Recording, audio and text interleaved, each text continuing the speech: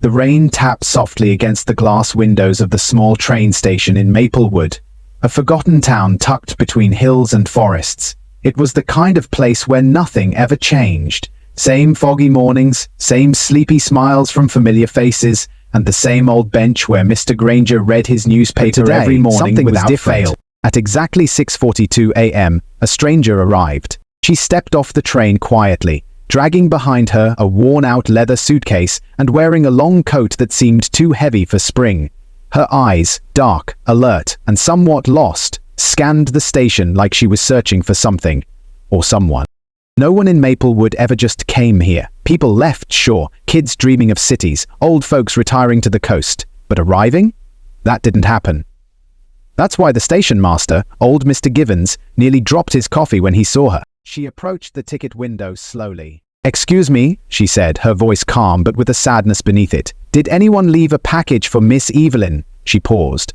"Evelyn Hart?" Mr. Givens blinked. That name hadn't been spoken in Maplewood for 20 years. Everyone remembered Evelyn. She was the girl who vanished one cold autumn night, leaving behind nothing but a scarf near the riverbank. Some said she ran away. Others whispered of darker things. But this Evelyn was older now, maybe 30, maybe 32. Same name, same intense eyes. And as Mr. Givens looked at her, his hands trembling slightly, he whispered under his breath, "It can't be." The next morning the town buzzed with whispers. Evelyn Hart had returned. But why? And after all these years, what was she really searching for? As the sun rose over Maplewood, casting a golden hue over the town, Eve stood at the edge of the riverbank, staring into the flowing waters. The same spot where she had vanished 2 decades ago. Memories flooded her mind.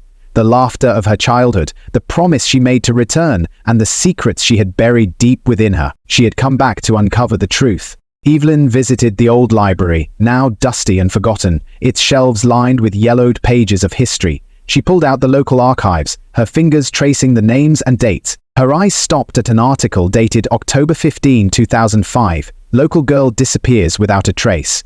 The photo accompanying the article was of her, smiling, unaware of the storm that would soon engulf her life. She had to know what happened that night. Later that evening, as Evelyn walked through the town square, she noticed an elderly man sitting on a bench, watching her intently. His eyes were familiar, yet she couldn't place him. He stood up slowly and approached her. "Evelyn," he said softly, "I knew you would come back." Her heart raced. "Do I know you?" He smiled sadly. "I was there the night you disappeared." The world seemed to stop. In a quiet cafe, the man, introducing himself as Thomas, shared his story. He had been a close friend of Evelyn's father, and on the night of her disappearance, he had seen something he couldn't explain. "I saw shadows moving near the river," Thomas recalled. "And then you were gone." Evelyn listened intently, her mind racing. "But why didn't you tell anyone?" she asked. "I was afraid," he admitted. "Afraid of what I had seen. Afraid of the truth." The truth. Determined to uncover the truth, Evelyn and Thomas returned to the riverbank.